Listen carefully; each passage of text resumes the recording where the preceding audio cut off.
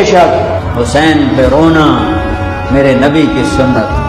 ہر شے کو بدعت نہ بناؤ، آپ تو ان کی شہادت سے پہلے رو رہے ہیں۔ وہ آنکھ ہی کیا جو آل رسول کے مصائب پہ نہ روئے، وہ کیا آنکھ ہے، وہ کیا ایمان ہے، وہ کیا انسان ہے۔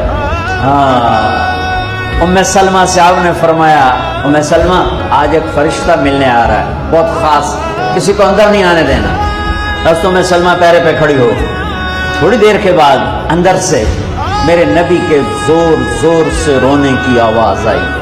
ام سلمہ رہ نہ سکی، بھاگ کے اندر گئیں۔ تو آپ نے کیا دیکھا؟ آپ نے حسین کو یوں سینے سے چمٹایا ہوا، بلک بلک سسک سسک کر رو رہے تھے۔ تو آپ کے آنسو آپ کے رخسار اور داڑھی پر اتر کر رہے تھے۔ ام سلمہ نے کہا میرے ماں باپ قربان یا رسول اللہ، کیا ہوا؟ آپ ایسے تڑپ کے کیوں رو رہے ہیں؟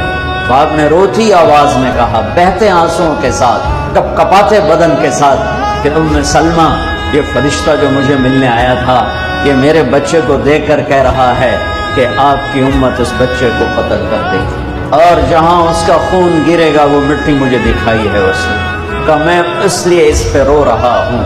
ابھی تو وہ شہید نہیں ہوئے اور رویا جا رہا ہے، تو اب تو ان کی شہادت پہ روتے ہیں، اور یہ قیامت تک روتے رہے گی دنیا۔ یہ اللہ کا نظام ہے، اس نے کربلا کے واقعے کو یوں کر دیا جیسے ہر سال آج ہی ہوا ہے، آج ہی حسین شہید ہو رہے ہیں۔